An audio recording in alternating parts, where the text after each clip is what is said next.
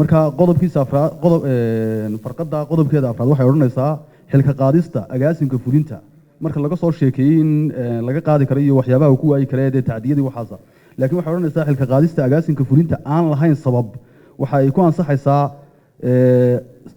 laba meelood oo saddex oo cod ah oo gudida hogaaminta si waafaqsan dastuurka iyo siyaasadda shaqaalaha Solja marka waxa imanaysa bilaa sabab in looga qaadi karo xitaa agaasinka oo hadii ay gudiga meesha ku jirta xitaa agaasimaha isqabtaan ay cod gelin karaan isagii ninkii ku yimid in la xayisiyo shaqadiisii oo ku soo galay sida in cod la gelin karo laga qaadi karo sida qodobkaasina bal in la cadeeyo ayaa iyadana waxa weeyaan qodobka 11aad farqadiisa labaad lambar 4 wuxuu oranayaa xilka qaadista agaasinka fulinta aan lahayn sabab oo lama sabaynba laga qaadi karaa marka qofka wuxuu galay aan jirin waxa ay ku ansaxaysaa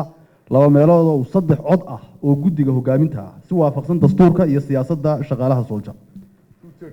marka qodobkaasi waxa ku jira madowga ku jira